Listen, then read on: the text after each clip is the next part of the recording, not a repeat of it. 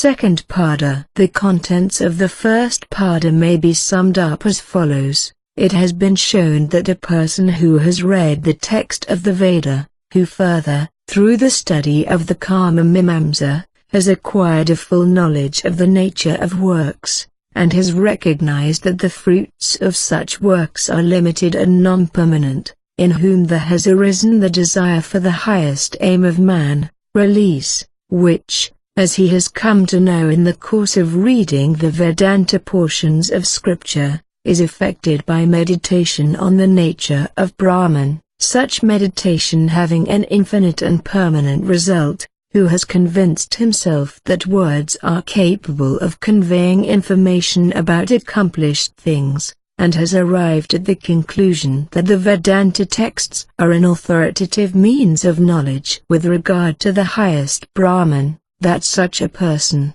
we say, should begin the study of the Sariraka Mimamsa, which indicates the method how Brahman is to be known through the Vedanta texts. We next have shown that the text that from which these creatures are born, conveys the idea of the highest Brahman as that being which in sport, as it were, creates, sustains, and finally reabsorbs this entire universe, comprising within itself infinite numbers of variously constituted animated beings, moving and non-moving, of objects of enjoyment for those beings, of means of enjoyment, and of abodes of enjoyment, and which is the sole cause of all bliss. We have established that this highest Brahman, which is the sole cause of the world, cannot be the object of the other means of knowledge, and hence is to be known through scripture only. We have pointed out that the position of scripture as an authoritative means of knowledge is established by the fact that all the Vedanta texts connectedly refer to the highest Brahman, which, although not related to any injunctions of action or abstention from action, by its own essential nature constitutes the highest end of man. We have proved that Brahman, which the Vedanta texts teach to be the sole cause of the world, must be an intelligent principle other than the non-sentient pradhana.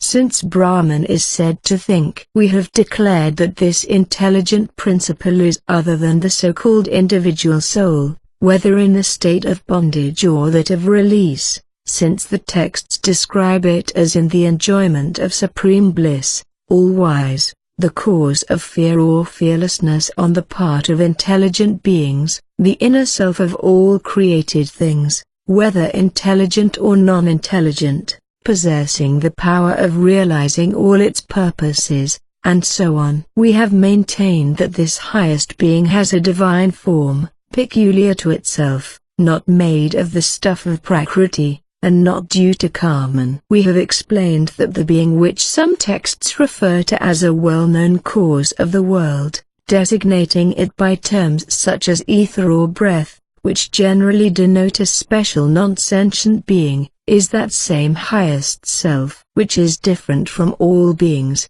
sentient or non-sentient. We have declared that, owing to its connection with heaven, this same highest self is to be recognized in what the text calls a light, said to possess supreme splendor, such as forms a special characteristic of the highest being. We have stated that, as we recognize through insight derived from scripture, that same highest person is denoted by terms such as Indra, and so on, as the text ascribes to that Indra qualities exclusively belonging to the highest self, such as being the cause of the attainment of immortality. And the general result arrived at was that the Vedanta texts help us to the knowledge of one being only, Brahman, or the highest person, or Narayana, of whom it is shown that he cannot possibly be the object of the other means of knowledge, and whom the possession of an unlimited number of glorious qualities proves to differ totally from all other beings whatsoever. Now,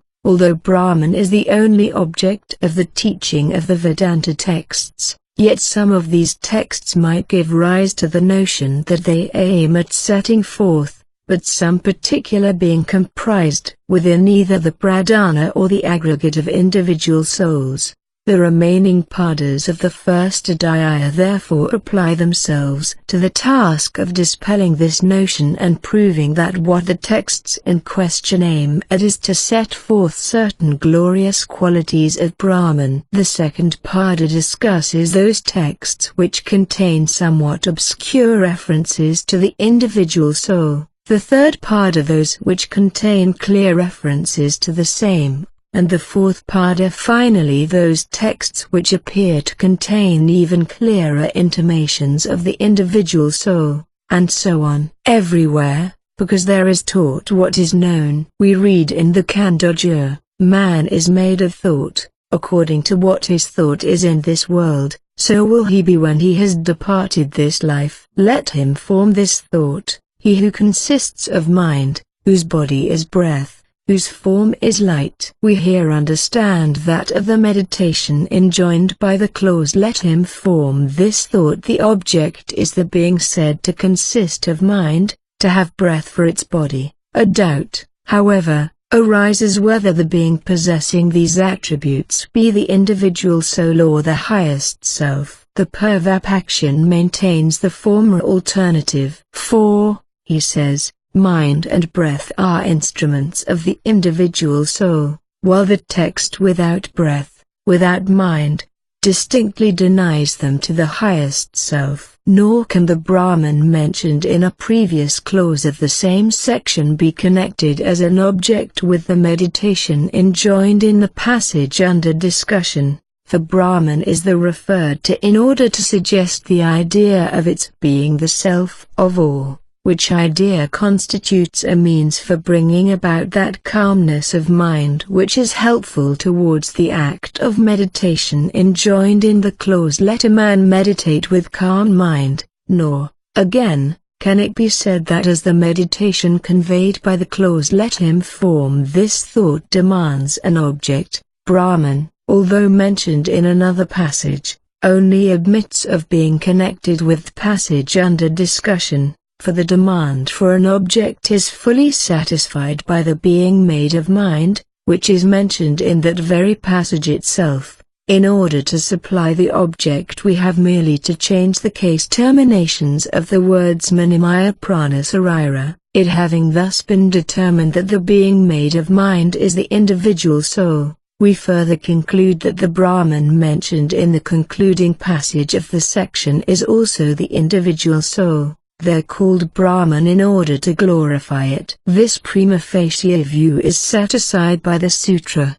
The being made of mind is the highest self, for the text states certain qualities, such as being made of mind, which are well known to denote, in all Vedanta texts, Brahman only. Passages such as he who is made of mind, the guide of the body of breath, there is the ether within the heart, and in it there is the person, consisting of mind, immortal, golden, he is conceived by the heart, by wisdom, by the mind. Those who know him are immortal.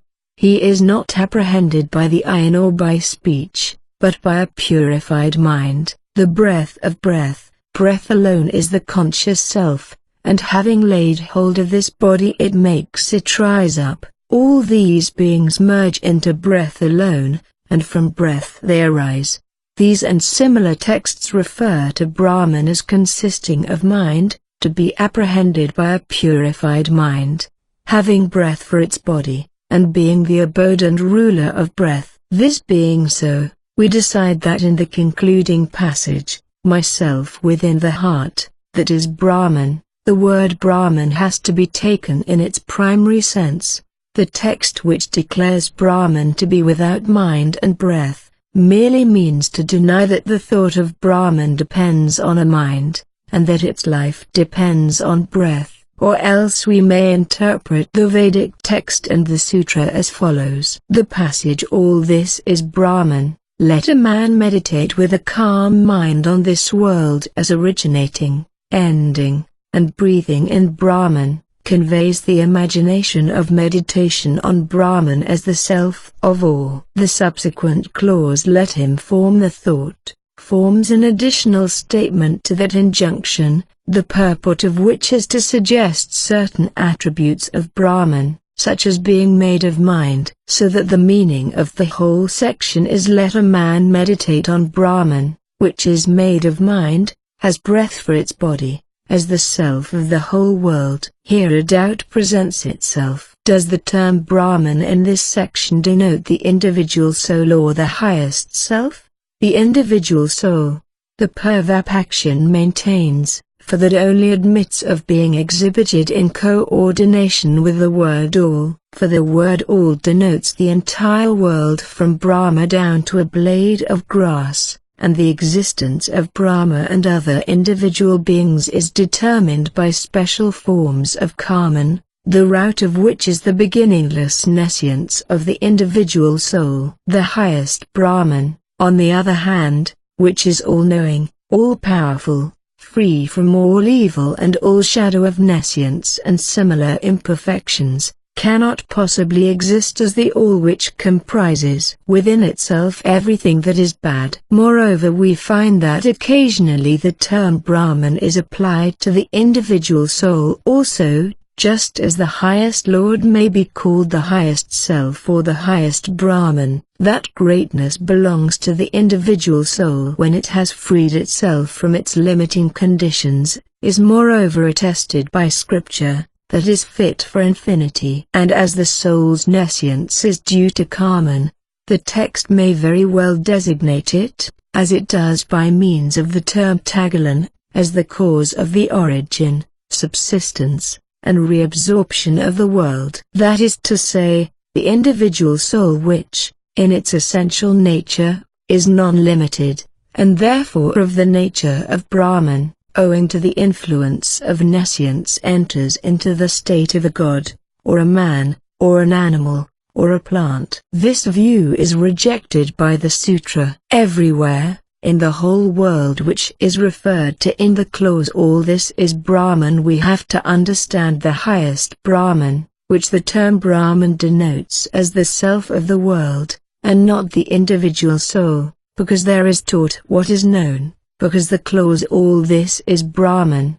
for which clause the term Tagalan supplies the reason, refers to Brahman as something generally known. Since the world springs from Brahman, is merged in Brahman, and depends on Brahman for its life, therefore, as the text says, all this has itself in Brahman, and this shows to us that what the text understands by Brahman is that being from which, as generally known from the Vedanta texts, precede the creation, and so on, of the world. That the highest Brahman only, all-wise and supremely blessed, is the cause of the origin of the world, is declared in the section which begins that from which these beings are born, and which says further on, he knew that bliss is Brahman, for from bliss these beings are born, and analogously the text he is the cause, the Lord of Lords of the organs,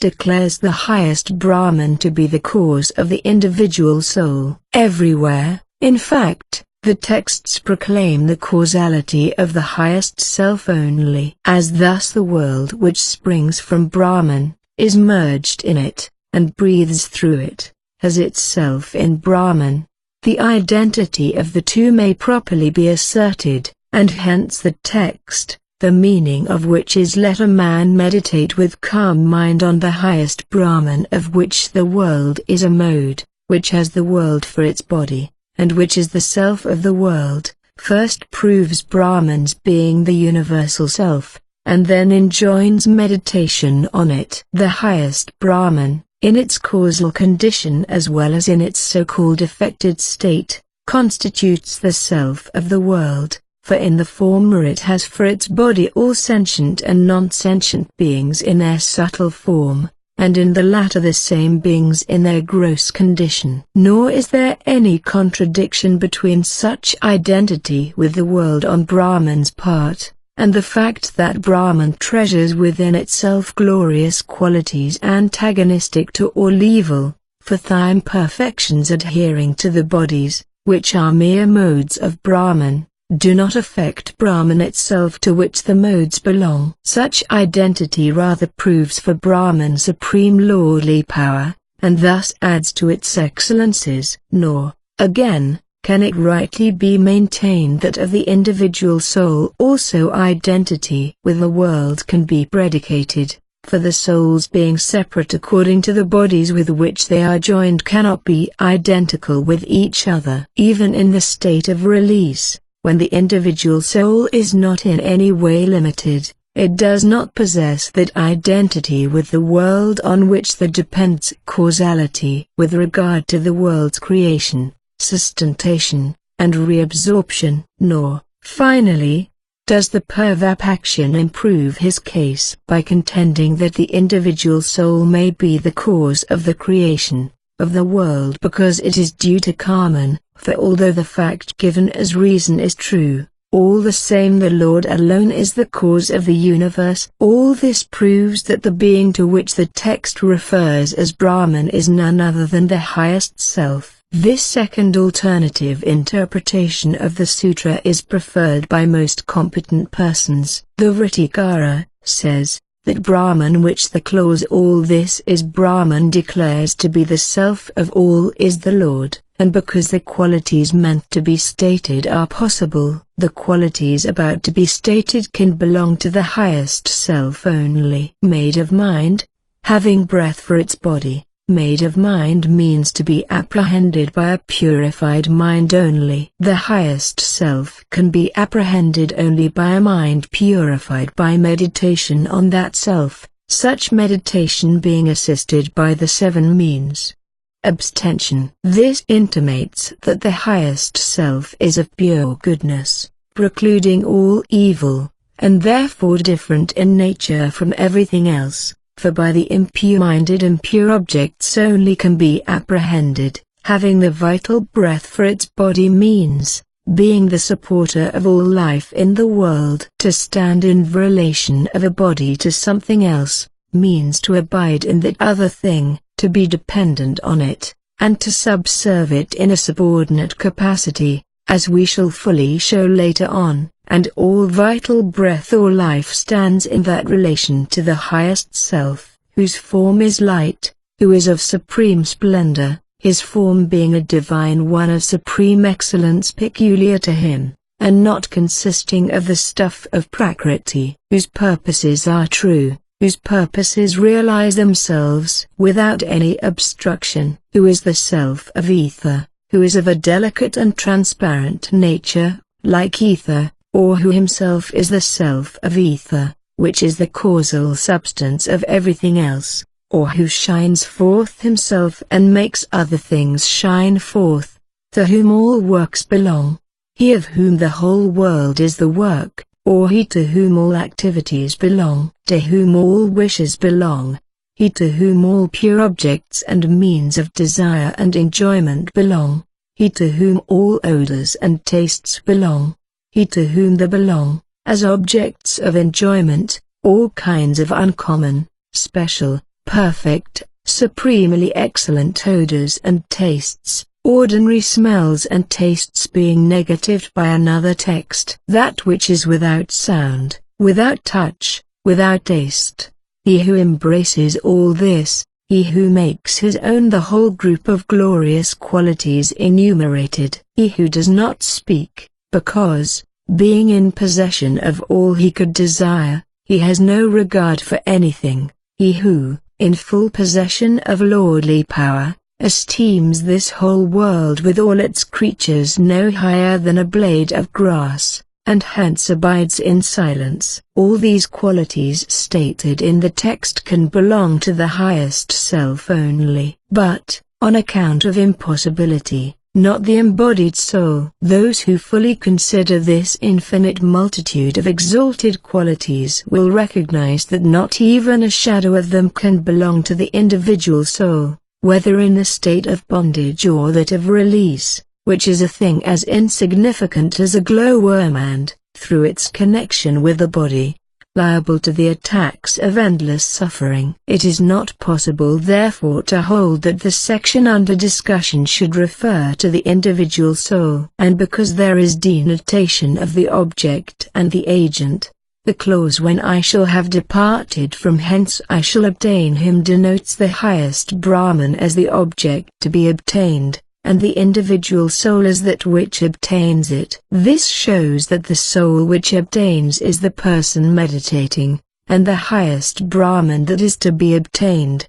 The object of meditation, Brahman, therefore, is something different from the attaining soul. On account of the difference of words, the clause "that is the self of me" within the heart designates the embodied soul by means of a genitive form, while the object of meditation is exhibited in the nominative case. Similarly, a text of the Vagasanins, which treats of the same topic, applies different terms to the embodied and the highest self, like a rice grain, or a barley grain, or a canary seed, or the kernel of a canary seed. Thus that golden person is within the self. Here the locative form, "within the self," denotes the embodied self, and the nominative, "that golden person," the object to be meditated on. All this proves the highest self to be the object of meditation. And on account of Smriti, I dwell within the hearts of all,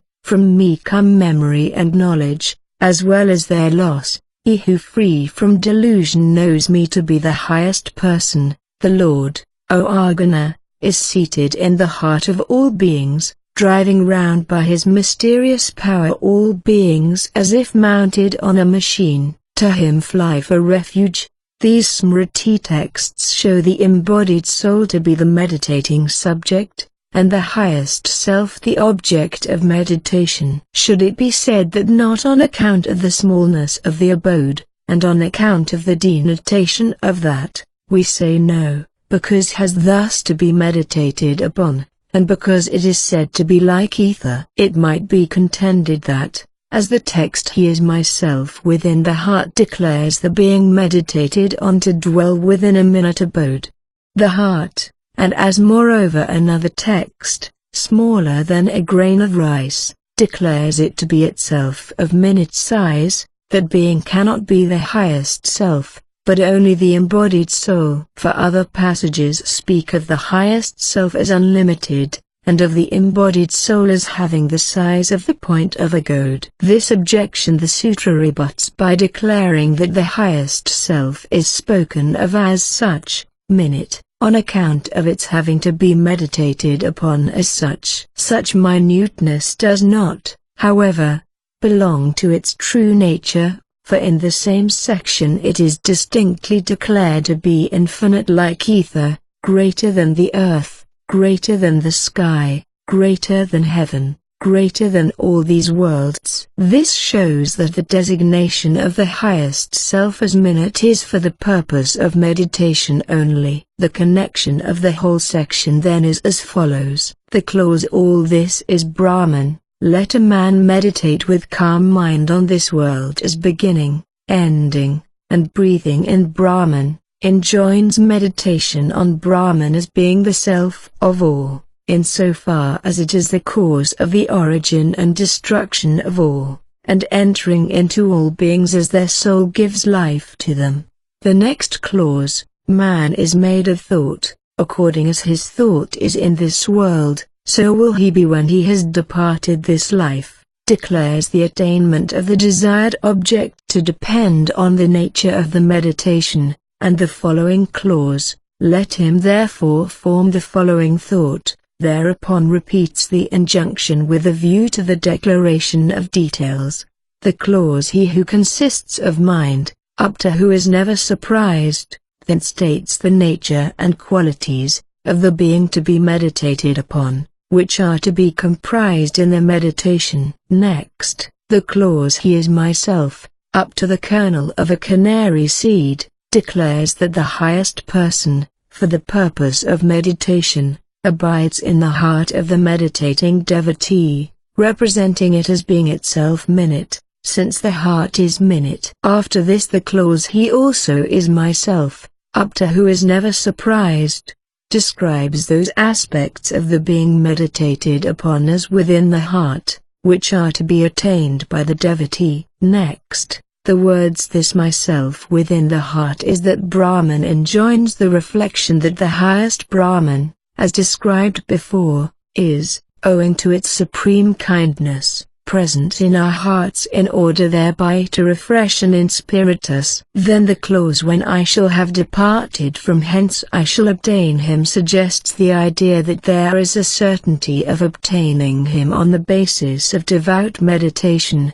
And finally the clause "he who has this faith has no doubt" declares that the devotee who is firmly convinced of his aim being attainable in the way described, will attain it beyond any doubt. From all this it appears that the limitation of abode, and the minuteness ascribed to Brahman, are merely for the purpose of meditation. Should it be said that there is attainment of fruition, we reply, not so, on account of difference. But, if the highest Brahman is assumed to dwell within bodies, like the individual soul, it follows that, like the latter, it is subject to the experience of pleasure and pain, such experience springing from connection with bodies. Of this objection the sutra disposes by remarking not so, on account of difference. For what is the cause of experiences, pleasurable or painful, is not the mere dwelling within a body, but rather the subjection to the influence of good and evil deeds. And such subjection is impossible in the case of the highest self to which all evil is foreign. Compare the scriptural text: one of the two eats the sweet fruit, the other one looks on without eating. Here finishes the adhikârana of what is known everywhere. Well then, if the highest self is not an enjoyer, we must conclude that wherever fruition is referred to, the embodied soul only is meant. Of this view the next adhikârana disposes: the eater on account of there being taken all that is movable and immovable. We read in the Kathavali, who then knows where he is to whom the Brahmins and Kshatriyas are but food, and death itself a condiment. A doubt here arises whether the eater, suggested by the words food and condiment, is the individual soul or the highest self. The individual soul, the Purvapakshan maintains, for all enjoyment presupposes works, and works belong to the individual soul only. Of this view the sutra disposes: the eater can be the highest self only, because the taking, i.e., eating, of the whole aggregate of movable and immovable things can be predicated of that self only. Eating does not here mean fruition dependent on work, but rather the act of reabsorption of the world on the part of the highest Brahman, i.e., Vishnu, who is the cause of the origination, subsistence, and final destruction of the universe. This appears from the fact that Vishnu is mentioned in the same section. He reaches the end of his journey, and that is the highest place of Vishnu. Moreover, the clause "to whom death is a condiment" shows that by the Brahmins and Kshatriyas, mentioned in the text, we have to understand the whole universe of moving and non-moving things, viewed as things to be consumed by the highest self. For a condiment is a thing which, while itself being eaten, causes other things to be eaten. The meaning of the passage, therefore, is that while death itself is consumed, being a condiment as it were, there is at the same time eaten whatever is flavored or made palatable by death. And that is the entire world of beings in which the Brahmins and Kshatriyas hold the foremost place. Now such eating of course is destruction or reabsorption, and hence such enjoyment, meaning general reabsorption, can belong to the highest self only. And on account of the topic of the whole section. Moreover, the highest Brahman constitutes the topic of the entire section. The wise who knows the self as great and omnipresent does not grieve. That self cannot be gained by the Veda, nor by understanding, nor by much learning. He whom the self chooses, By him the self can be gained, the self chooses him as his own. Moreover, the clause, who knows him where he is, clearly shows that we have to recognize here the self of which it had previously been said that it is hard to know unless it assists us with its grace. To this conclusion a new objection presents itself. Further on in the same Upanishad we meet with the following text: there are two, drinking their reward in the world of their own works, entered into the cave, dwelling on the highest summit. Those who know Brahman call them shade and light, likewise those householders who perform the Trinakikita sacrifice. Now this text clearly refers to the individual soul which enjoys the reward of its works, together with an associate coupled to it. And this associate is either the vital breath, or the organ of knowledge. For the drinking of Rita is the enjoyment of the fruit of works, and such enjoyment does not suit the highest self.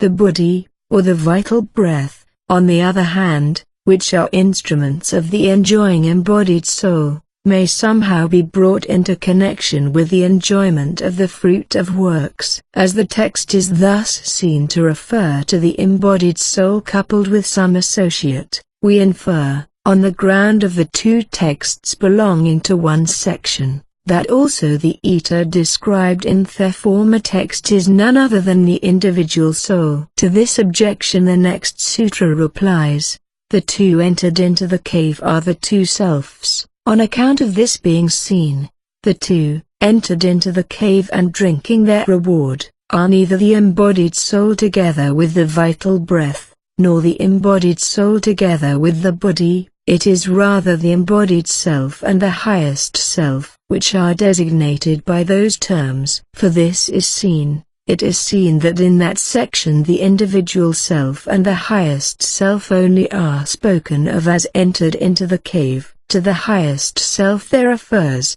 the wise who by meditation on his self recognizes the ancient who is difficult to see, who has entered into the dark, who is hidden in the cave, who dwells in the abyss. As God, he indeed leaves joy and sorrow far behind. And to the individual soul there refers, who is together with the vital breath, who is Aditi, who is made of the deities, who entering into the cave abides therein, who was born variously through the elements. Aditi here means the individual soul which enjoys the fruits of its works, which is associated with the vital breath, which is made of the deities, whose enjoyment is dependent on the different sense organs, which abides in the hollow of the heart, and which, being connected with the elementary substances, earth, and so on, is born in various forms, human, divine.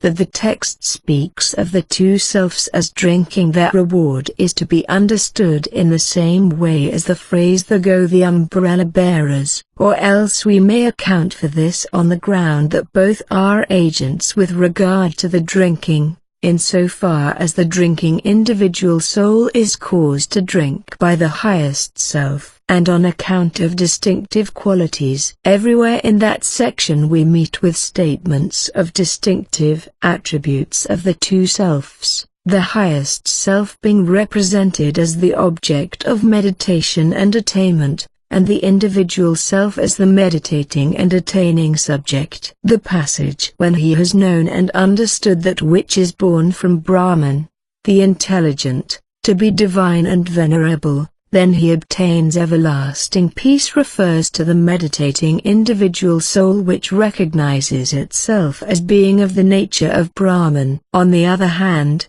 that which is a bridge for sacrifices, the highest imperishable Brahman for those who wish to cross over to the fearless shore, the Nakikita, may we be able to know that, refers to the highest self as the object of meditation. Nakikita here meaning that which is to be reached through the Nakikit right. Again, the passage "know the self to be sitting in the chariot and the body to be the chariot" refers to the meditating individual soul, and the verse "but he who has understanding for his charioteer, and holds the reins of the mind, he reaches the end of his journey," and that is the highest place of Vishnu, refers to the embodied and the highest selves as that which attains and that which is to be attained. And in the text under discussion also, the two selves are distinctly designated as light and shade, the one being all-knowing, the other devoid of knowledge. But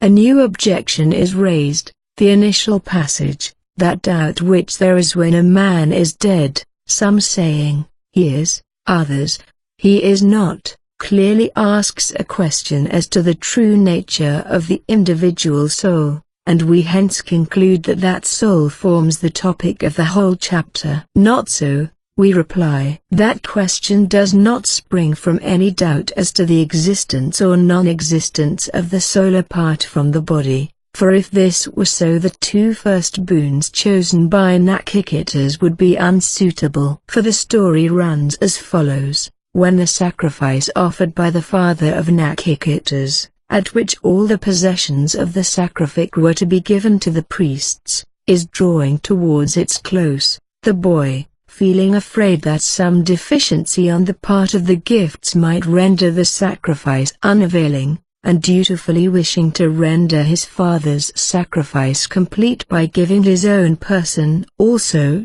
repeatedly asks his father, "And to whom will you give me?" The father, irritated by the boy's persistent questioning, gives an angry reply, and in consequence of this the boy goes to the palace of Yama, and Yama being absent, stays there for 3 days without eating. Yama on his return is alarmed at this neglect of hospitality, and wishing to make up for it allows him to choose 3 boons. Nachiketas, thereupon, full of faith and piety, chooses as his first boon that his father should forgive him.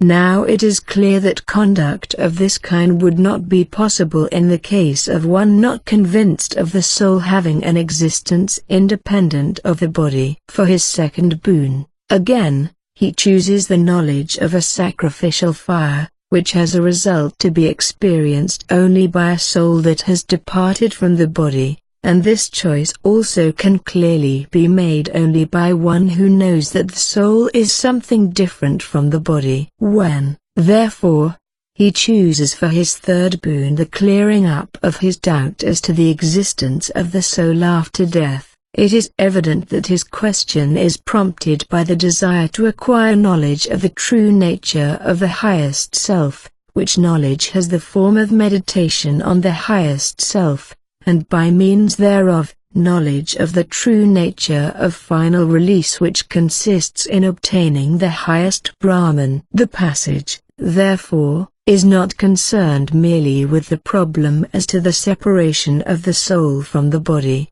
but rather with the problem of the self freeing itself from all bondage whatever, the same problem, in fact, with which another scriptural passage also is concerned. When he has departed there is no more knowledge. The full purport of Nachiketa's question, therefore, is as follows. When a man qualified for release has died and thus freed himself from all bondage, there arises a doubt as to his existence or non-existence, a doubt due to the disagreement of philosophers as to the true nature of release. In order to clear up this doubt I wish to learn from thee the true nature of the state of release. Philosophers, indeed, hold many widely differing opinions as to what constitutes release. Some hold that the self is constituted by consciousness only, and that release consists in the total destruction of this essential nature of the self. Others,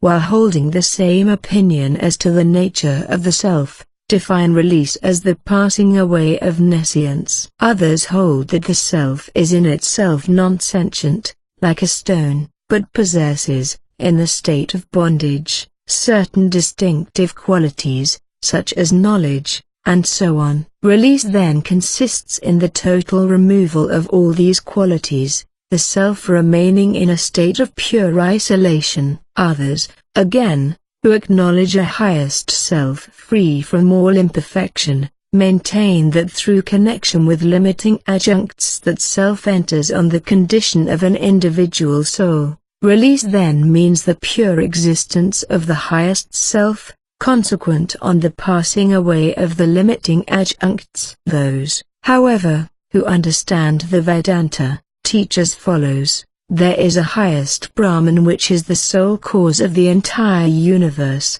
which is antagonistic to all evil, whose essential nature is infinite knowledge and blessedness, which comprises within itself numberless auspicious qualities of supreme excellence, which is different in nature from all other beings, and which constitutes the inner self of all. Of this Brahman, the individual souls, whose true nature is unlimited knowledge, and whose only essential attribute is the intuition of the Supreme Self, are modes, in so far, namely, as they constitute its body.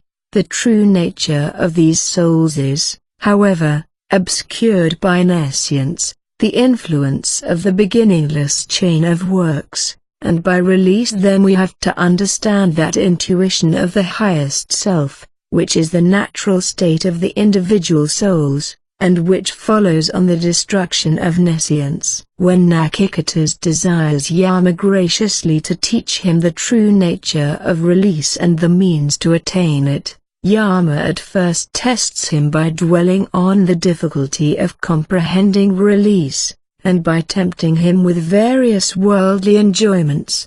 But having in this way recognized the boy's thorough fitness, he in the end instructs him as to the kind of meditation on the highest self, which constitutes knowledge of the highest reality, as to the nature of release, which consists in reaching the abode of the highest self, and as to all the required details. The Ancient One who is difficult to see, and that is the highest place of Vishnu. It thus is an established conclusion that the Eta is no other than the highest self. Here terminates the adhikarana of the Eta within the I on account of suitability. The Kantogas have the following text: the person that is seen within the I, that is the self. This is the immortal, the fearless. This is Brahman. The doubt here arises whether the person that is here spoken of is abiding within the I is the reflected self, or some divine being presiding over the sense of sight, or the embodied self, or the highest self. It is the reflected self. The Purvapakshan maintains, for the text refers to the person seen as something well known, and the expression, is seen, clearly refers to something directly perceived. Or it may be the individual soul, for that also may be referred to as something well known, as it is in special connection with the I. People, by looking into the open eye of a person, determine whether the living soul remains in him or is departing. Or else we may assume that the person seen within the eye is some particular divine being, on the strength of the scriptural text. He rests with his rays in him. Any of these beings may quite suitably be referred to as something well known. Of these alternatives the sutra disposes by declaring that the person within the I is the highest self. For the text goes on to say about the person seen within the I, they call him Samyadvama, for all blessings go towards him. He is also Vamani, for he leads all blessings. He is also Brahmani, for he shines in all worlds. And all these attributes can be reconciled with the highest self only. And on account of the statement as to abode, and so on. Abiding within the I, ruling the I, and so on are predicated by scripture of the highest self only. He who dwells within the I, who rules the I within. We therefore recognize that highest self in the text, that person which is seen within the I. The argument founded on reference to something well known thus suits the highest self very well, and also the clause which denotes immediate perception appears quite suitable, since the highest self is directly intuited by persons practicing mystic concentration of mind. And on account of the text referring only to what is characterized by pleasure, the person abiding within the I is the highest person, For the following reason also, the topic of the whole section is Brahman characterized by delight, as indicated in the passage Kais Brahman. To that same Brahman the passage under discussion refers for the purpose of enjoining first a place with which Brahman is to be connected in meditation, and secondly some special qualities, such as comprising and leading all blessings, to be attributed to Brahman in meditation. The word only in the sutra indicates the independence of the argument set forth, but an objection is raised between the Brahman introduced in the passage Kais Brahman, and the text under discussion. There intervenes the Vidya of the fires, and hence Brahman does not readily connect itself with our passage. For the text says that after the fires had taught Upakosala the knowledge of Brahman,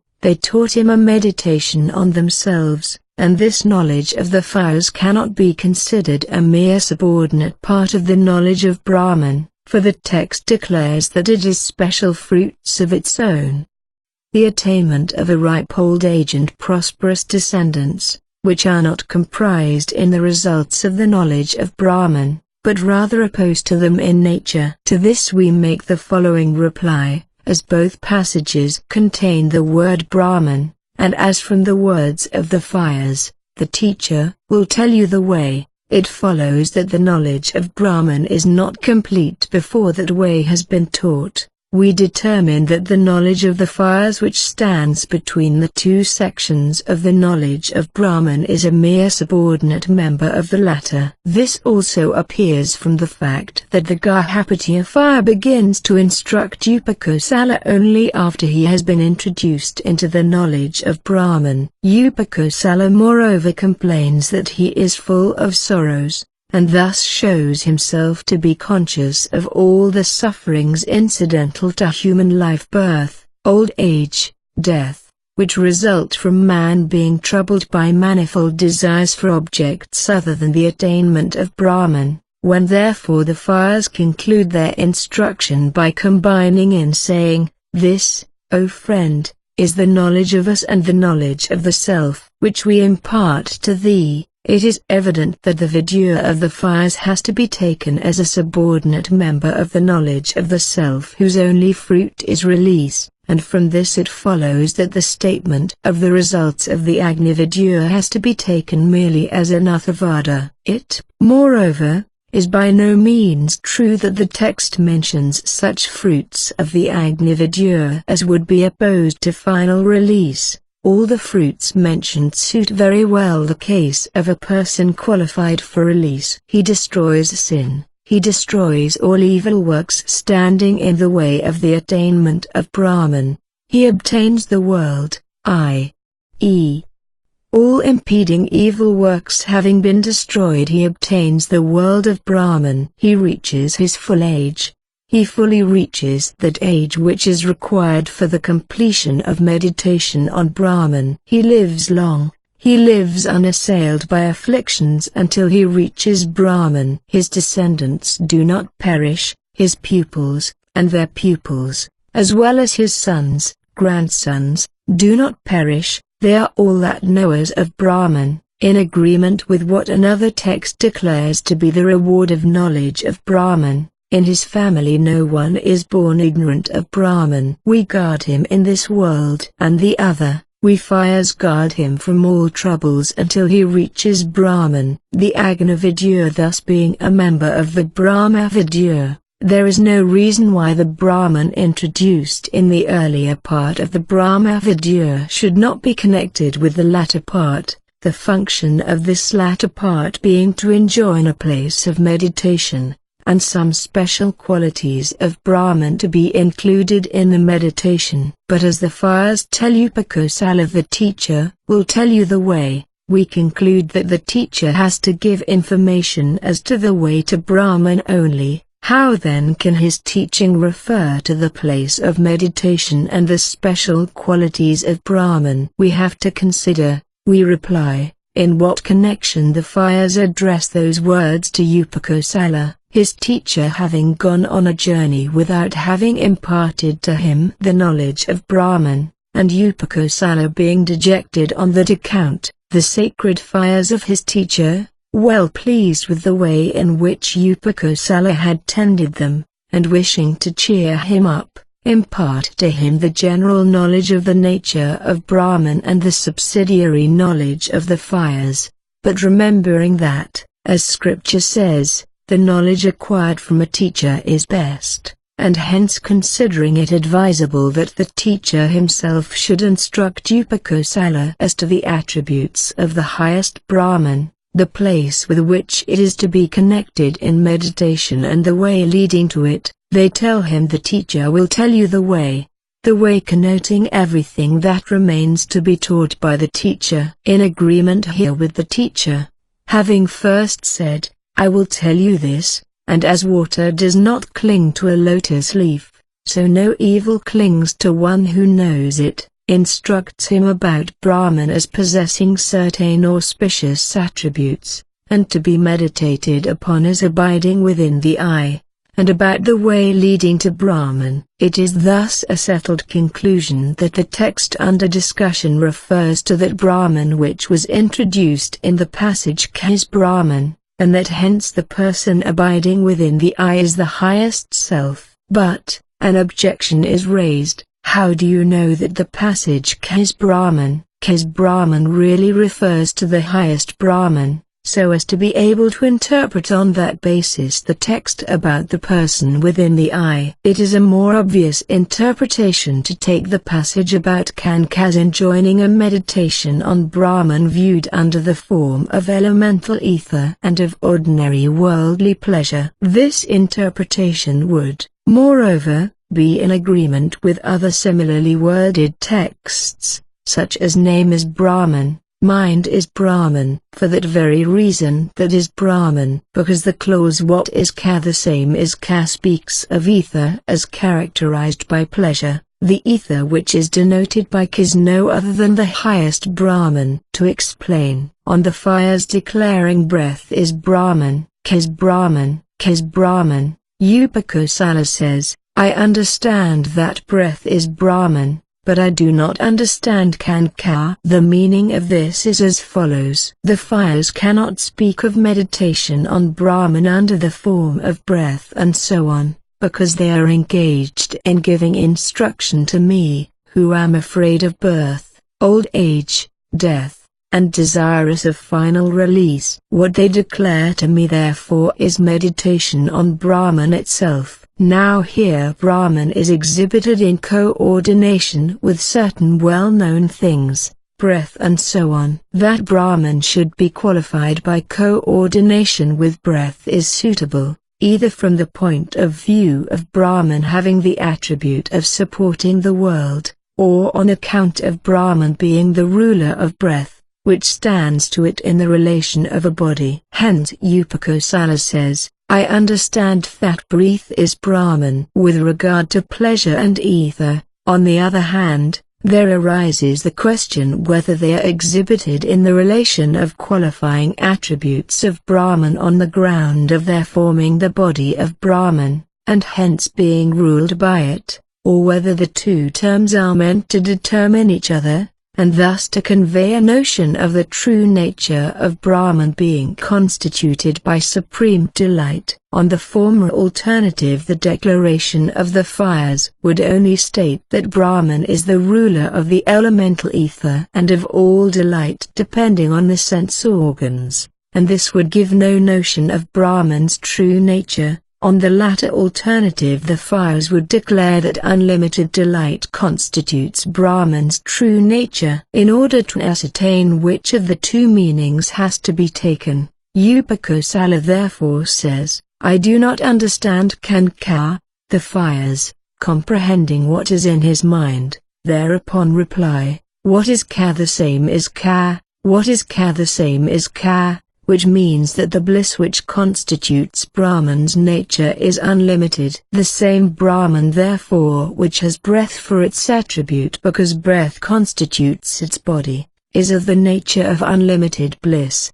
The text therefore adds, they taught him that as breath and as ether. What the text, Kas Brahman, teaches thus is Brahman as consisting of unlimited bliss, and this Brahman is resumed in the subsequent text about the person seen within the eye. That person therefore is the highest self, and on account of the statement of the way of him who has heard the Upanishads, other scriptural texts give an account of the way, the first station of which is light, that leads up to the highest person, without any subsequent return, the soul of him who has read the Upanishads, and has thus acquired a knowledge of the true nature of the highest self. Now this same way is described by the teacher to Upakosala in connection with the instruction as to the person in the eye. They go to light, from light to day. This also proves that the person within the eye is the highest self, not any other, on account of non-permanency of abode,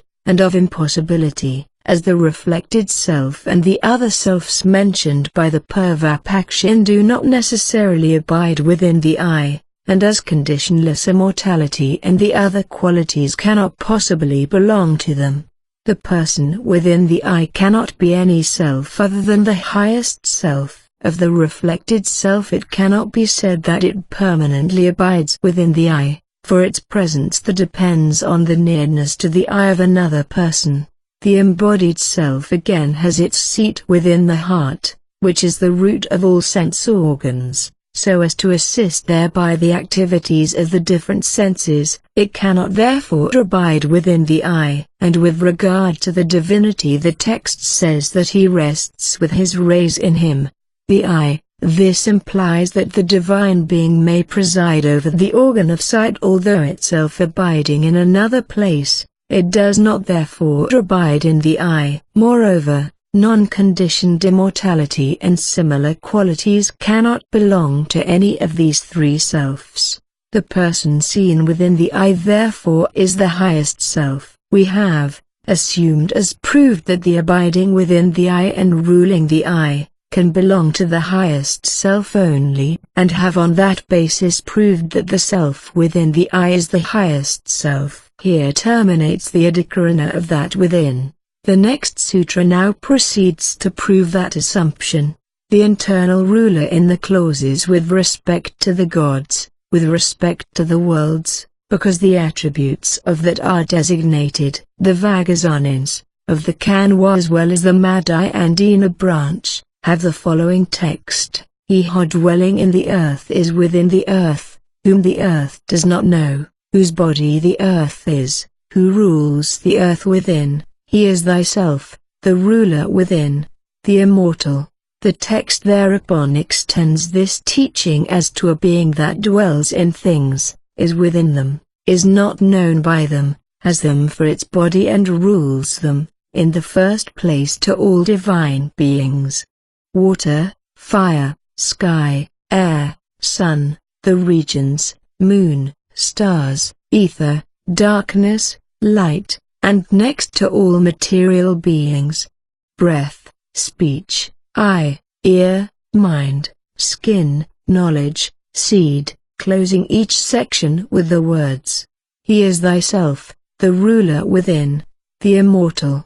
The Madhyandinas, however, have three additional sections: He who dwells in all worlds, He who dwells in all Vedas, He who dwells in all sacrifices, and, moreover, in place of He who dwells in knowledge they read He who dwells in the self. A doubt here arises whether the inward ruler of these texts be the individual self or the highest self. The individual self, the Purvapakshin maintains, for in the supplementary passage the internal ruler is called the seer and hearer.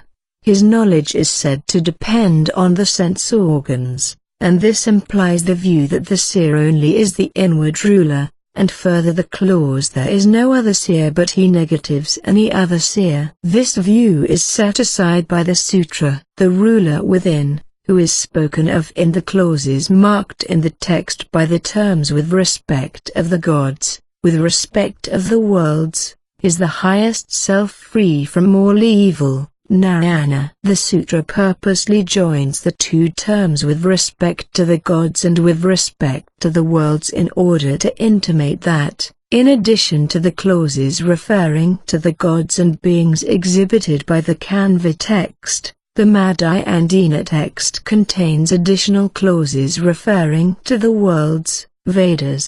The inward ruler spoken of in both these sets of passages is the highest self, for attributes of that self are declared in the text. For it is a clear attribute of the highest self that being one only it rules all worlds, all Vedas, all divine beings, and so on. Udalaka asks, dost thou know that ruler within who within rules this world and the other world and all beings? Tell now that ruler within. And Yajnavalkya replies with the long passus, he who dwells in the earth, describing the ruler within as him who, abiding within all worlds, all beings, all divinities, all Vedas, and all sacrifices, rules them from within and constitutes their self, they in turn constituting his body. Now this is a position which can belong to none else but the highest person, who is all-knowing,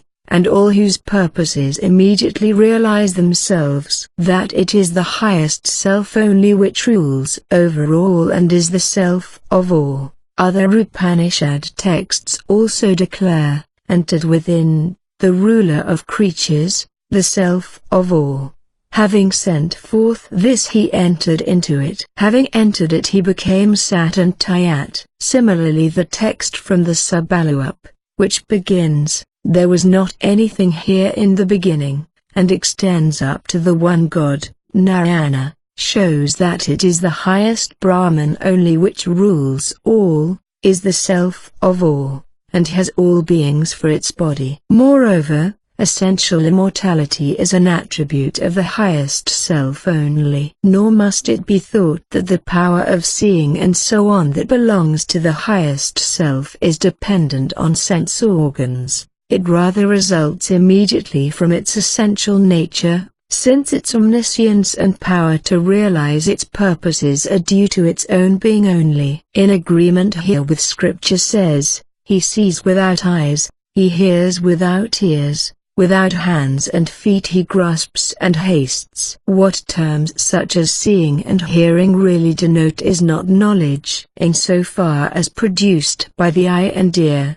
but the intuitive presentation of color and sound. In the case of the individual soul, whose essentially intelligizing nature is obscured by karma, such intuitive knowledge arises only through the mediation of the sense organs. In the case of the highest self, on the other hand, it springs from its own nature. Again, the clause there is no other seer but her means that there is no seer other than the seer and ruler described in the preceding clauses. To explain, the clauses whom the earth does not know, up to whom the self does not know mean to say that the ruler within rules without being perceived by the earth, self, and the other beings which he rules. This is confirmed by the subsequent clauses, unseen but a seer, unheard but a hearer, and the next clauses, there is no other seer but he, then mean to negative that there is any other being which could be viewed as the ruler of that ruler. Moreover,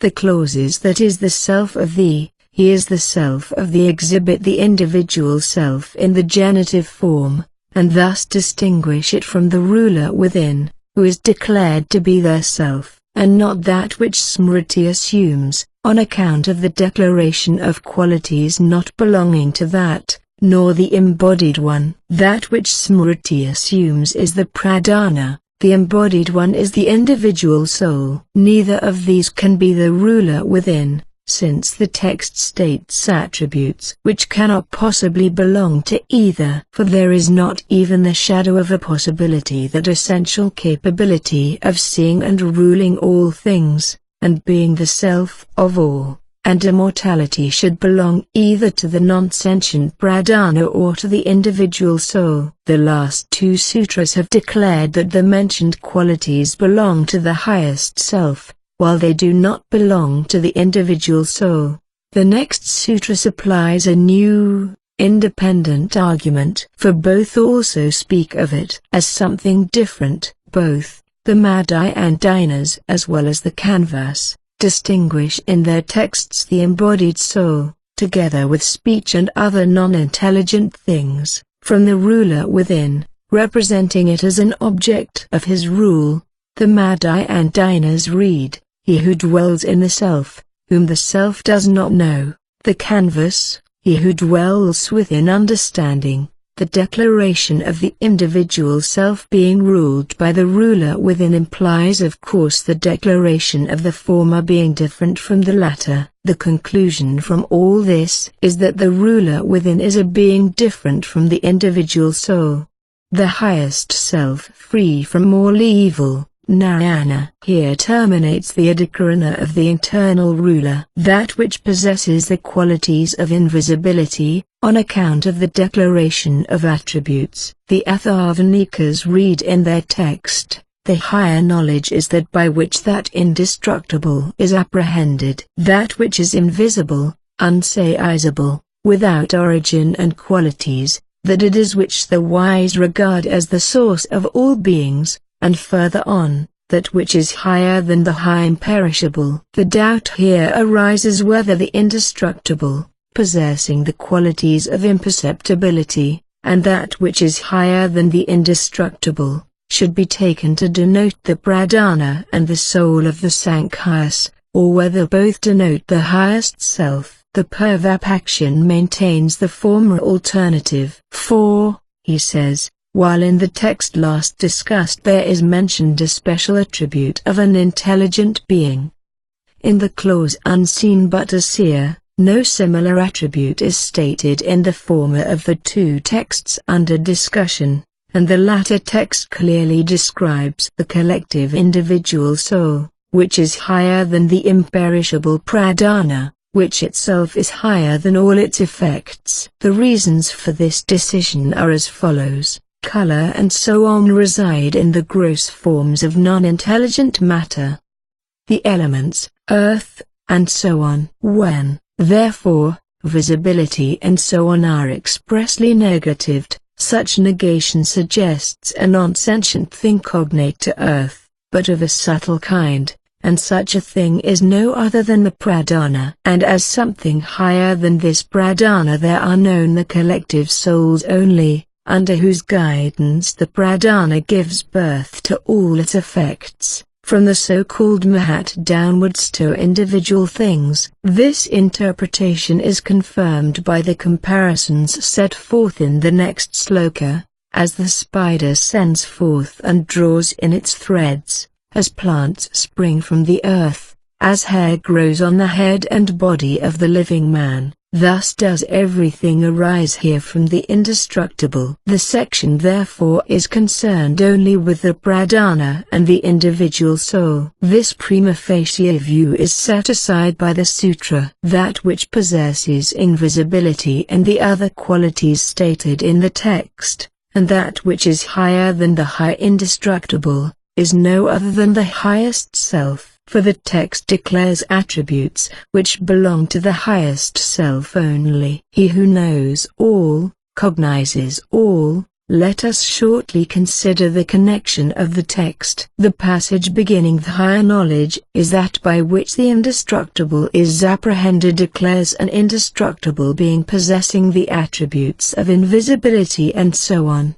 The clause everything arises here from the indestructible next declares that from that being all things originate. Next the sloka, he who knows all and cognizes all, predicates of that indestructible which is the source of all beings, omniscience, and similar qualities, and finally the text, that which is higher than the high indestructible, characterizes that same being, which previously had been called invisible, the source of beings, indestructible, all-knowing, as the highest of all. Hence it is evident that in the text higher than the high indestructible the term indestructible does not denote the invisible, indestructible, which is the chief topic of the entire section, for there can of course be nothing higher than that which, as being all-knowing, the source of all, is itself higher than anything else. The indestructible in that text therefore denotes the elements in their subtle condition, not the two others, on account of distinction and statement of difference. The section distinguishes the indestructible being, which is the source of all, from the pradhana as well as the individual soul, in so far, namely, as it undertakes to prove that by the cognition of one thing everything is known, and it moreover, in passages such as higher than the high indestructible, explicitly states the difference of the indestructible being from those other two.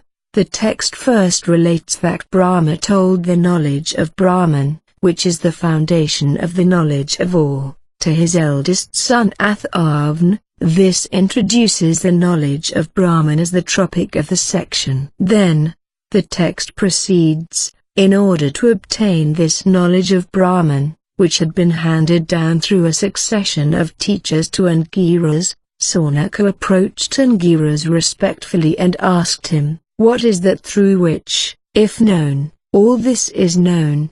Since all knowledge is founded on the knowledge of Brahman, he inquires after the nature of Brahman. Angiras replies that he who wishes to attain Brahman must acquire two kinds of knowledge, both of them having Brahman for their object, an indirect one which springs from the study of the SޫTRAS, the Veda, Siksha, Kalpa, and so on, and a direct one which springs from concentrated meditation. The latter kind of knowledge is the means of obtaining Brahman, and it is of the nature of devout meditation, as characterized in the text. He whom the self chooses, by him the self can be gained. The means again towards this kind of knowledge is such knowledge as is gained from sacred tradition, assisted by abstention and the other 6 auxiliary means, in agreement with the text. Him the Brahmatas seek to know by the study of the Veda, by sacrifice, by gifts, by penance, by fasting. Thus the Reverend Parasara also says, the cause of attaining him is knowledge and work, and knowledge is twofold, according as it is based on sacred tradition or springs from discrimination. The Mundaka TCXT refers to the inferior kind of knowledge in the passage. The lower knowledge is the Rig Veda, up to and the Dharma Sastras. This knowledge is the means towards the intuition of Brahman, while the higher kind of knowledge, which is called Upasana, has the character of devout meditation, and consists in direct intuition of Brahman, is referred to in the clause. The higher knowledge is that by which the indestructible is apprehended.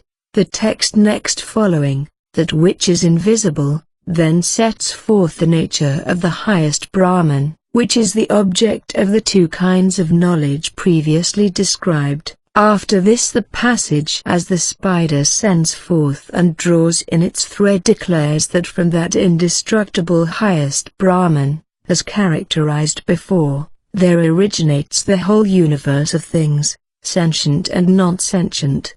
The next sloka states particulars about this origination of the universe from Brahman. Brahman swells through brooding, thought. In agreement with a later text, brooding consists of thought. Brahman swells, through thought in the form of an intention. May I become many, Brahman becomes ready for creation. From it there springs first Anna, that which is the object of fruition on the part of all enjoying agents. The non-evolved subtle principles of all elements, from this Anna there spring successively breath, mind, and all other affected things up to work, which is the means of producing reward in the form of the heavenly world, and release.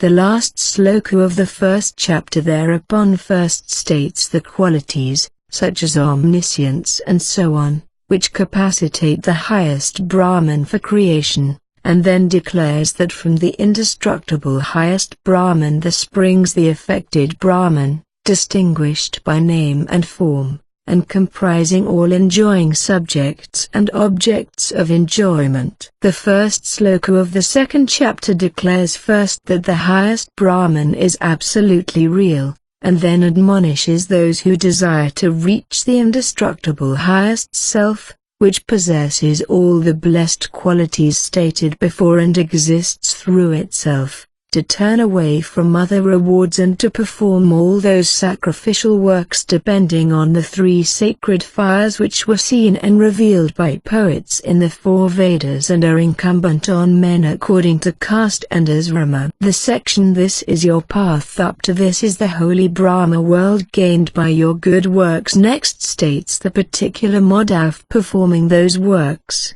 and declares that an omission of one of the successive works enjoined in Dhruti and Smriti involves fruitlessness of the works actually performed, and that something not performed in the proper way is as good as not performed at all. Those who perform this lower class of works have to return again and again into the samsara, because they aim at worldly results and are deficient in true knowledge. Works performed by a man possessing true knowledge, and hence not aiming at worldly rewards, result in the attainment of Brahman, and stanzas enjoin knowledge, strengthened by due works, on the part of a man who has turned away from mere works, as the means of reaching Brahman, and due recourse to a teacher on the part of him who is desirous of such knowledge. The first chapter of the second section of the Upanishad then clearly teaches how the imperishable highest Brahman, the highest self, as constituting the self of all things and having all things for its body, has all things for its outward form and emits all things from itself. The remainder of the Upanishad teaches how this highest Brahman, which is imperishable and higher than the soul, which itself is higher than the unevolved, which dwells in the highest heaven, and which is of the nature of supreme bliss, is to be meditated upon as within the hollow of the heart, how this meditation has the character of devout faith, and how the devotee, freeing himself from nescience, obtains for his reward intuition of Brahman, which renders him like Brahman. It thus clearly appears that on account of distinction and statement of difference the Upanishad does not treat of the pradhana and the soul, for that the highest Brahman is different from those two is declared in passages such as that heavenly person is without body, he is both without and within, not produced, without breath and without mind, pure, higher than what is higher than the imperishable, for the last words mean that imperishable highest self possessing invisibility and similar qualities, which is higher than the aggregate of individual souls, which itself is higher than the non-evolved subtle elements. The term akshara is to be etymologically explained either as that which pervades or that which does not pass away, and is on either of these explanations applicable to the highest self, either because that self pervades all its effects or because it is like the so-called Mahat, free from all passing away or decaying. Here terminates the adhikarana of invisibility and so on. And on account of the description of its form. Fire is his head, his eyes the sun and the moon, the regions his ears, his speech the Vedas disclosed, the wind his breath, his heart the universe, from his feet came the earth.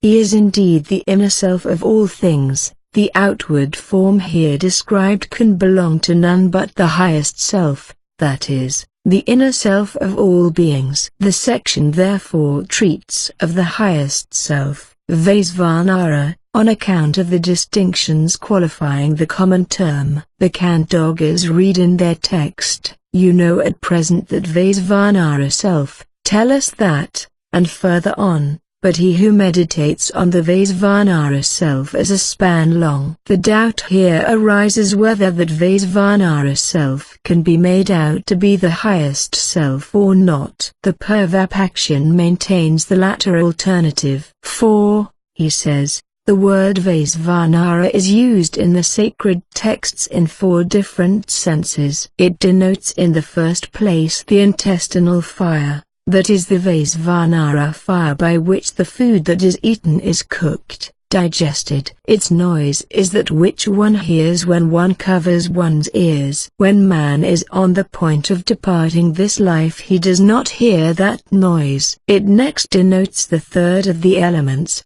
For the whole world the god Shiva made the Agni Vaisvanara a sign of the days. It also denotes a divinity, may we be in the favor of Vaisvanara, for he is the king of the kings. And finally it denotes the highest self, as in the passage, he offered it in the self, in the heart, in Agni Vaisvanara, thus he rises as Vaisvanara, assuming all forms, as breath of life, as fire. And the characteristic marks mentioned in the introductory clauses of the Khandogya text under discussion admit of interpretations agreeing with every one of these meanings of the word Vaisvanara. Against this prima facie view the sutra declares itself. The term Vaisvanara in the Khandogya text denotes the highest self, because the common term is the qualified by attributes specially belonging to the highest self. For the passage tells us how Upamanyava and 4 other great rishis,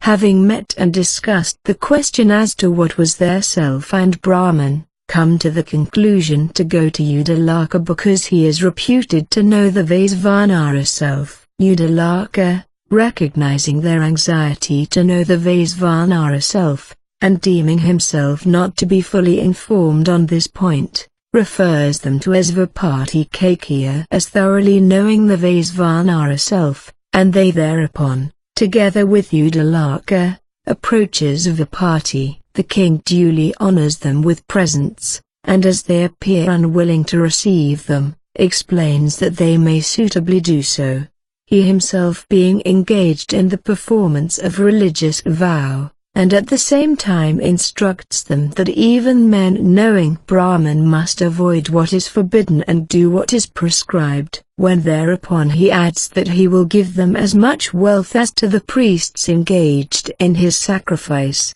they, desirous of release and of knowing the Vaisvanara self, request him to explain that self to them. Now it clearly appears that as the rishis are said to be desirous of knowing that Brahman which is the self of the individual souls, and therefore search for someone to instruct them on that point, the Vaisvanara self, to a person acquainted with which they address themselves, can be the highest self only. In the earlier clauses the terms used are self and Brahman, in the later self and Vaisvanara. From this it appears also that the term Vaisvanara, which takes the place of Brahman, denotes none other but the highest self. The results, moreover, of the knowledge of the Vaisvanara self, which are stated in subsequent passages, show that the Vaisvanara self is the highest Brahman. He eats food in all worlds, in all beings, in all selves, as the fibers of the ishika reed when thrown into the fire are burnt, thus all his sins are burned. That which the text refers to is an inferential mark. Thus, the text describes the shape of Vaisvanara, of whom heaven, down to earth constitute the several limbs, and it is known from scripture and smriti that such is the shape of the highest self. When, therefore, we recognize that shape is referred to in the text, this supplies an inferential mark of Vaisvanara being the highest self. The thus in the sutra denotes a certain mode, that is to say, a shape of such a kind being recognized in the text enables us to infer that Vaisvanara is the highest self, for in scripture and smriti alike the highest person is declared to have such a shape.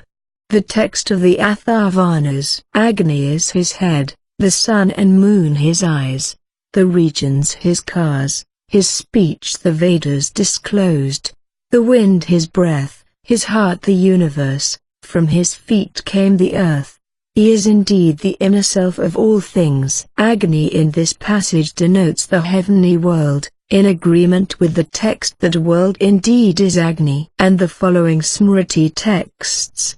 He of whom the wise declare the heavenly world to be the head, the ether the navel, sun and moon the eyes, the regions the ears, the earth the feet, he whose self is unfathomable is the leader of all beings, and of whom Agni is the mouth, heaven the head, the ether the navel, the earth the feet, the sun the eye, the regions the ear, worship to him, the self of the universe. Now our text declares the heavenly world and so on to constitute the head and the other limbs of Vaisvanara. For Kakya, on being asked by the rishis to instruct them as to the Vaisvanara self, recognizes that they all know something about the Vaisvanara self while something they do not know, and then in order to ascertain what each knows and what not, questions them separately. When thereupon Yav replies that he meditates on heaven only as the self,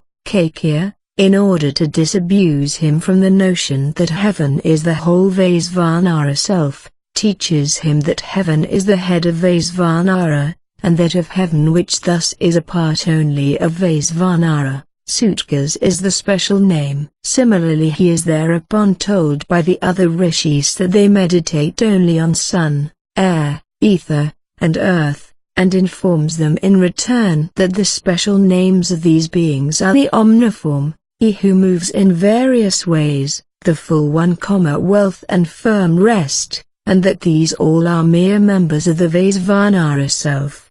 Its eyes, breath, trunk, bladder, and feet. The shape thus described in detail can belong to the highest self only, and hence Vaisvanara is none other but the highest self. Should it be said that it is not so, on account of the word, and on account of the abiding within, we say, no, on account of meditation being taught thus, on account of impossibility, and because they read of him as person. An objection is raised. Vaisvanara cannot be ascertained to be the highest self, because, on the account of the text and of the abiding within, we can understand by the Vaisvanara in our text the intestinal fire also. The text to which we refer occurs in the Vaisvanara Vidya of the Vagazanins. This one is the Agni Vaisvanara, where the two words Agni and Vaisvanara are exhibited in coordination. And in the section under discussion the passage, the heart is the Gahapatiya fire, the mind the Anvaharyapakana fire, the mouth the Ahavaniya fire, represents the Vaisvanara in so far as abiding within the heart and so on as constituting the triad of sacred fires. Moreover the text, the first food which a man may take is in the place of soma, and he who offers that first oblation should offer it to prana, intimates that Vaisvanara is the abode of the offering to prana. In the same way the Vagazanins declare that Vaisvanara abides within man.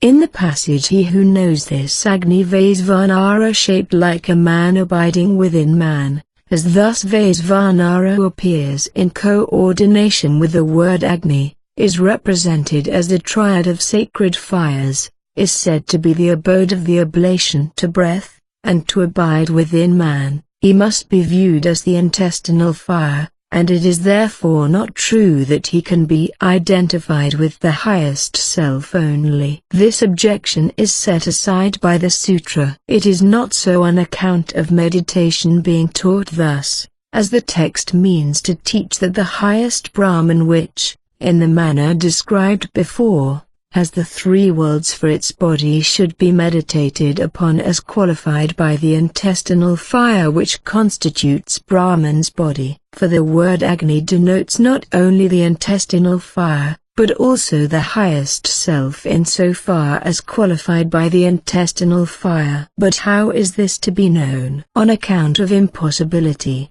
Because it is impossible that the mere intestinal fire should have the three worlds for its body. The true state of the case therefore is that the word Agni, which is understood to denote the intestinal fire, when appearing in coordination with the term Vaisvanara represented as having the three worlds for his body, denotes the highest self as qualified by that fire viewed as forming the body of the self. Thus the Lord also says, as Vaisvanara fire I abide in the body of living creatures and, being assisted by breath inspired and expired, digest the fourfold food. As Vaisvanara fire means embodied in the intestinal fire, the Khandogya text under discussion enjoins meditation on the highest self embodied in the Vaisvanara fire. Moreover, the Vagasanins read of him, the Vaisvanara, as man or person.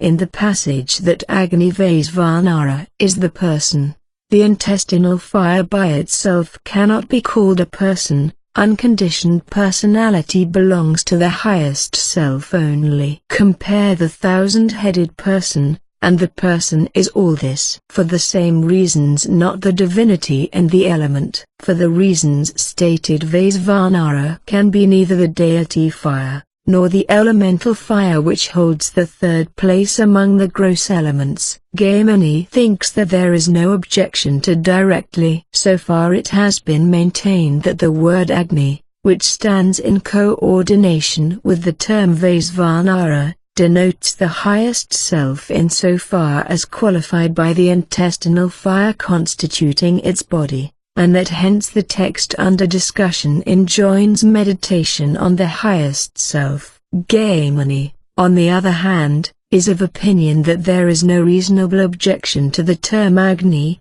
no less than the term Vaisvanara, being taken directly to denote the highest self. That is to say, in the same way as the term Vaisvanara, although a common term, yet when qualified by attributes especially belonging to the highest self is known to denote the latter only as possessing the quality of ruling all men, so the word Agni also when appearing in connection with special attributes belonging to the highest self denotes that self only. For any quality on the ground of which Agni may be etymologically explained to denote ordinary fire, as when we explain Agni as he who Aganayati, may also, in its highest non-conditioned degree, be ascribed to the Supreme Self. Another difficulty remains. The passage Yastv etamivam pradsamatram abhivimanam declares that the non-limited highest Brahman is limited by the measure of the pradsas,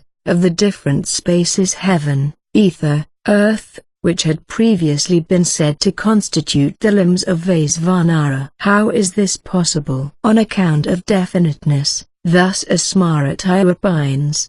The teacher Asmarataya is of opinion that the text represents the highest self as possessing a definite extent, to the end of rendering the thought of the meditating devotee more definite. That is to say, the limitation due to the limited extent of heaven, sun, has the purpose of rendering definite to thought him who pervades all this universe and in reality transcends all measure. A further difficulty remains. For what purpose is the highest Brahman here represented like a man, having a head and limbs? This point the next sutra elucidates. On account of meditation, Bhadari thinks. The teacher Bhadari thinks that the representation in the text of the Supreme Self in the form of a man is for the purpose of devout meditation. He who in this way meditates on that Vaisvanara self as Pradsamatra and Abhivimana, he eats food in all worlds,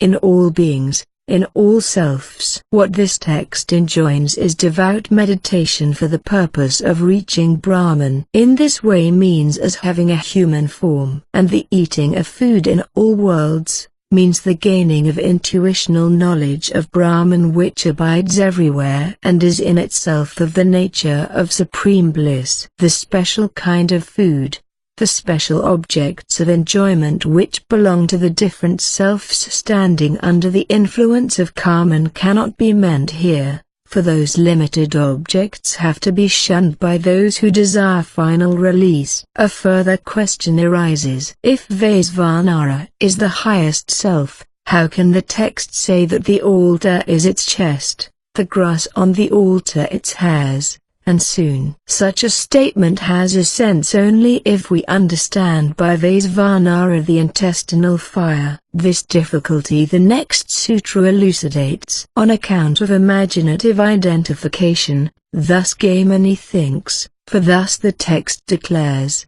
The teacher Gaimani is of opinion that the altar is stated to be the chest of Vaisvanara, and so on. In order to effect an imaginative identification of the offering to prana which is daily performed by the meditating devotees and is the means of pleasing Vaisvanara, having the heaven and so on for his body, the highest self, with the Agnihotra offering for the fruit due to meditation on the highest self, as well as the identity of the offering to breath with the Agnihotra, is declared in the following text. He who without knowing this offers the Agnihotra, that would be as if removing the live coals he were to pour his libation on dead ashes. But he who offers this Agnihotra with the full knowledge of its purport, he offers it in all worlds, in all beings, in all selves. As the fibers of the Ishika reed when thrown into the fire are burnt, thus all his sins are burnt. Moreover,